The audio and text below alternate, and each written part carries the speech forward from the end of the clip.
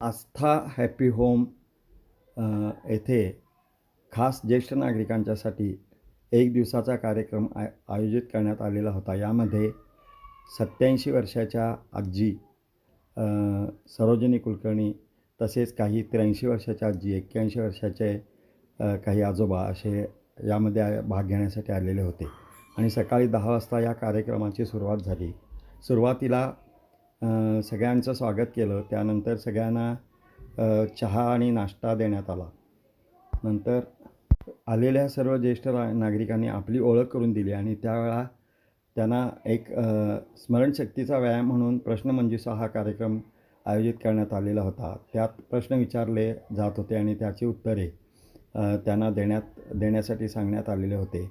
हा कार्यक्रम ओळख परेड आणि प्रश्नमंजुषा हा थोडा वेळ चालला आणि त्यानंतर काही ज्येष्ठ नागरिकांनी गाणी म्हटली. त्यानंतर गाण्यावर व्यायाम झाले आणि त्यानंतर काही ज्येष्ठ नागरिकांनी गाण्यावर डान्स देखील केले.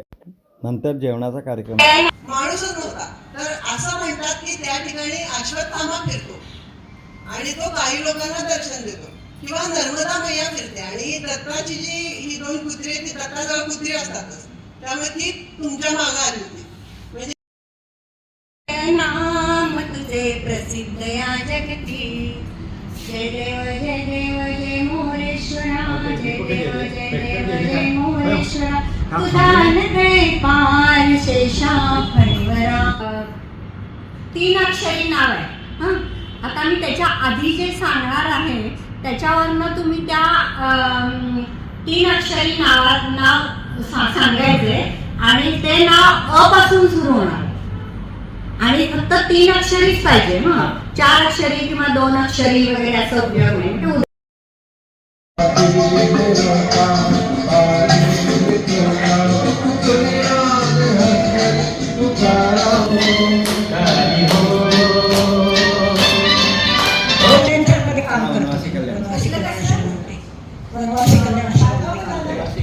वनवासी कल्याण विभागाचं काम करतात आणि अजूनही त्या स्वतःची कामं स्वतः करतात. 87 अजून एक राहिला भरोसा भरोसा आर पार नंतर मिस्टर एक्स इन मुंबई आणि मिस्टर अँड मिसेस 55 भरपूर आहे. चला मी वीणा सुरेश मुळे, जवळ जवळ असा उभा करा असा असा. मी वीणा सुरेश मुळे, माझं सासर रत्नागिरी जिल्हा आहे आणि माहेर हेच आहे. आणि माझं हायस्कूल म्हटलं तर तवनाप्पा पाटणे आणि नूतन मराठी. तिथे आम्हाला भालचंद्र कुलकर्णी, पश्चिम बंगालची राजधानी, सगळ्या राजधानी 5 राज्य दिले त्याच्या राजधान्या सांगायला. इकडे जा माझ्याकडे. खालील राज्यांच्या राजधान्या सांगा. पश्चिम बंगाल, ओरिसा, भुवनेश्वर आणि राजस्थान जयपूर. चला ठीक आहे. अशा प्रकारे आपल्याला थोडंसं दुभाषी. माझे मिस्टर गोखले कॉलेजला प्राध्यापक होते आणि मी पद्माराजेला मुख्याध्यापिका होते. 40 वर्ष नोकरी सगळ्या सार्वजनिक कार्यक्रमात भाग घेऊन आता घरी आराम करते. सर्वच विषयांची तशी म्हटलं तर आवड आहे, त्यामुळे प्रत्येक ठिकाणी कार्यक्रम दिसले की जायचं, बघायचं. अजून काय कशात उरलेलं आयुष्य घालवायचं हे ठरवलेलं नाही. थँक्यू. ठीक आहे. या चिठ्ठी वाचून सांग. सगळ्यांना एक प्रश्न दिलेले आहेत.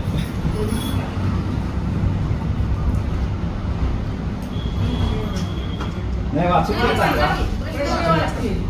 वाचा तुम्ही, ते सांगतील उत्तर. जलमार्गे भारतात आलेला पहिला प्रवास कोण? जलमार्गे भारतात आलेला पहिला प्रवास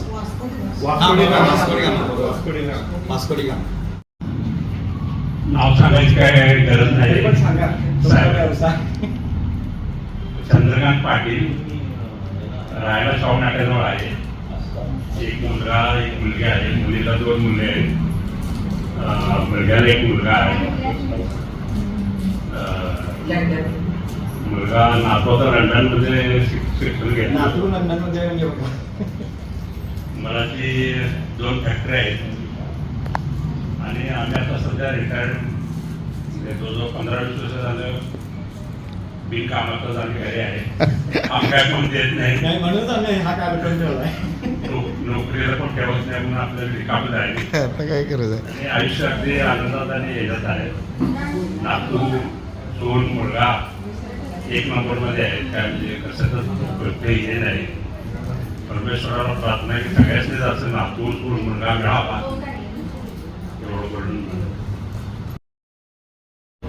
मी विनायक पांडुरंग देशपांडे, माझं गाव बत्तीशिराळा तालुका करुंगली म्हणून गाव आहे माझं. इथं निनाई देवी साखर कारखाना आहे. माझं शिक्षण 6वी पर्यंत तिथं झालं.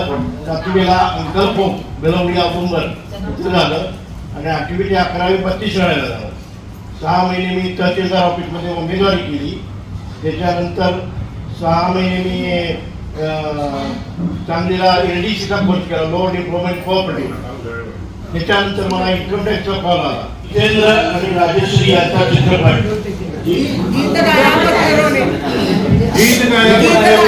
इंग्लंडला सायन्स टीचर होते, BCBA आहे आणि 28 वर्ष माझी तिथं सर्व्हिस झाली. आमच्या पेशाचं एक वैशिष्ट्य असं शिक्षकी पेशाचं की 1998 पासूनच्या आधीपासूनचे जे विद्यार्थी ते सगळे आम्ही अजून दरवर्षी एकत्र येतो आणि गेट टुगेदर करतो. ही सगळ्यात मोठी जमीची बाजू आहे आमच्या या पेशाची. आणि एक मुलगा आणि मुलगी आहे. मुलगा मुंबईला असतो, रिलायन्समध्ये आहे, सून पण रिलायन्समध्येच आहे आणि मुलगी अमेरिकेमध्ये असते. मी गरजूच आहे.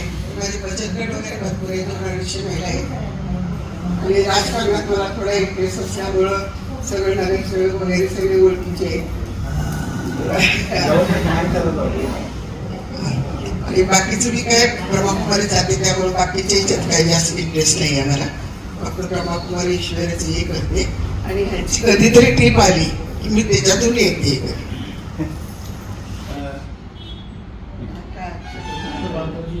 सुभाषचंद्र बोस यांनी अंदमान निकोबार बेटांना कोणती नावे दिली होती? अंदमान निकोबार बेटांना कोणती नावं दिली होती सुभाषचंद्र बोसनी? कोणाला येत असलं तर सांगा. मी सांगतो. नाही पूर्वीचं नाही, पूर्वीचं ते शहीद आणि स्वराज्य, शहीद आणि स्वराज्य असे नाव दिलेले होते.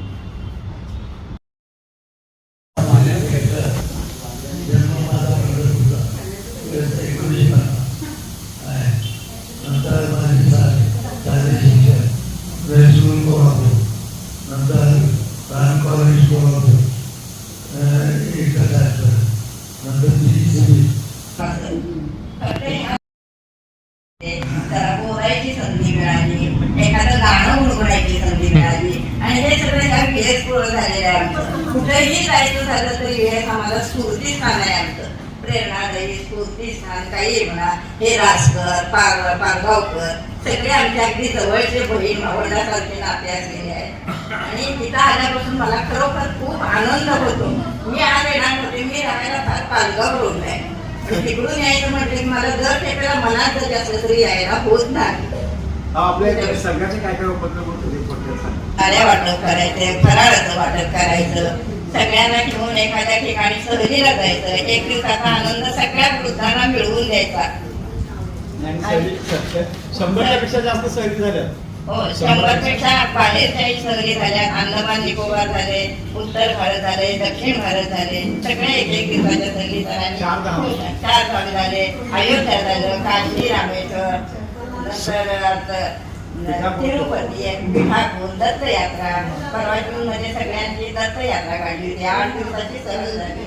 सुरेख अगदी कार्यक्रम छान झाला होता आणि सगळं हे स्फूर्तीस्थान असल्यामुळे सगळ्यांना म्हणजे आम्ही जरी म्हटलं ना नको जायला तर हे आलेले अगदी उत्साह येतो. आता तर बोलायचं काही इच्छा नव्हती पण आल्यावर काहीतरी बोलावं करावं हे एक मनातून होतं ना. सहलीवर पुस्तक लिहिले काय?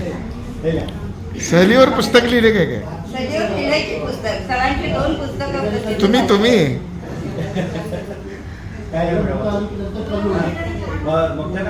स्वस्तिकाच्या 4 दिशा काय, माईक धरा.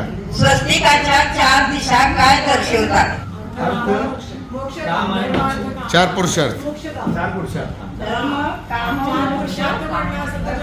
श्यामला वाली, मी सेवानिवृत्त शिक्षिका आहे. आता गेली 15-20 वर्षांनी गावाच्या सहवासात आहोत. वेळोवेळा केंद्र, आनंद केंद्र या सगळ्या केंद्रावर निरनिराळ्या सहली, गप्पा आणि निरनिराळे कार्यक्रम सहली तर भरपूर झाले आहेत. सतत मला वाटते कोकण विभाग सगळा अगदी आणि म्हणताना बाकी सगळं माणूस देऊ शकतो. एक वेळेवरचा कपडावरचा पैसा आपण दुसऱ्याला देऊ शकतो, पण आनंद देणं हे अवघड आहे आणि ते काम हा माणूस करत आहे. सतत सर्वांना आनंद देणं हे अतिशय अवघड आणि महत्वाचं काम हा माणूस करतोय. त्यामुळे आम्हाला त्याचा अभिमान आहे आणि त्याचा आधारही आहे, मानसिक आधारही आम्हाला आहे. मी जिल्हा परिषद शिक्षिका म्हणून 30 वर्षे सेवा केलेली आहे. कोल्हापूर जिल्ह्यात पहिली 15 वर्ष वाकळे या गावात आणि नंतर 15 वर्ष कोथळे या गावात. तिथून मी निवृत्त झाले. मला कायम वाचन याचा आनंद आहे आणि आम्ही बऱ्याचशा सहलीमध्ये विनायक रावच्या त्यांच्या साथीनं सगळं जवळजवळ सगळा भाग आम्ही त्यांच्यामुळे बघून काढलेला आहे. गुजरात टूर ही आमची लांबची सहल शेवटचीच म्हणायची, पण बऱ्याच सहलीमध्ये आम्ही सहभाग घेतो जातो. त्यांचा स्वभाव सगळ्यांना लावून घेण्याचा वगैरे आम्हाला खूप आनंद होतो. धन्यवाद. सगळ्यांना माझा नमस्कार. आता माझं नाव सांगायचं आहे ना तुम्हाला, बाकी ठराविक लोकांना माहिती आहे, कारण आधी जवळजवळ ह्यांच्याबरोबर मी 15 वर्ष कधी येत होते कधी येत नव्हते असं करून ह्यांच्याशी कॉन्टॅक्ट साधलाय. पण आता नवीन शाळा ही सुरू केली आहे. त्याच्या आधी 1-2दा आले होते. काहीतरी आपल्या घरगुती प्रॉब्लेम असतात, त्यामुळे प्रत्येक वेळेला जमतं कसं काय नाही. आज काय मी अगदी रिलॅक्स आहे, त्यामुळे मी आली आहे. पण माझं नाव सांगायचं झालं तर सांगते मी तुम्हाला माझं नाव. काय बाय सांगू कसं सांगू मलाच माझी वाटेला काहीतरी होऊन गेले आज, काहीतरी होऊन गेले आज. आता ह्याच्यावर मी माझं नाव सांगते. माझं नाव सौ उज्ज्वला प्रकाश दीक्षित. मी ह्यांच्या ज्येष्ठ नागरिक संघाच्या मध्ये उपाध्यक्ष म्हणून काम करत होते. तो आता संघ तिकडच गेलेला आहे. आता हे नवीनच निघालंय सगळं आणि त्यामुळे त्याच्यामध्ये जितका मला भाग घेता येईल तेवढा मी घेते. आणि आता हे झाल्यानंतर मला काही स्कॉलरशिपच्या तुमच्या 4थीच्या परीक्षा घ्यायच्या, परत काय मला तुमच्याकडनं म्हणजे तुम्हाला आनंददायक आणि तुमच्या बुद्धीला चालना देणारं असं मला काय तुम्हाला सांगायचंय. पण ह्याच्या आधी जे कोण म्हणजे ओळख करून द्यायचे वगैरे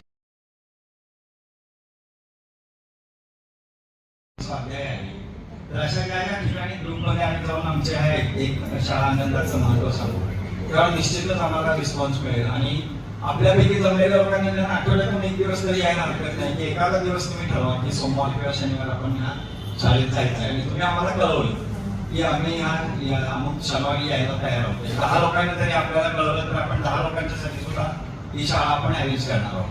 आणि ह्याचा उद्देश असा की घरातून बाहेर पडणे, एकाकीपणा जाणे आणि मुख्य म्हणजे लोकांच्यात मिसळणे, जेणेकरून तुमची विचारांची देवाणघेवाण होईल. तुमच्या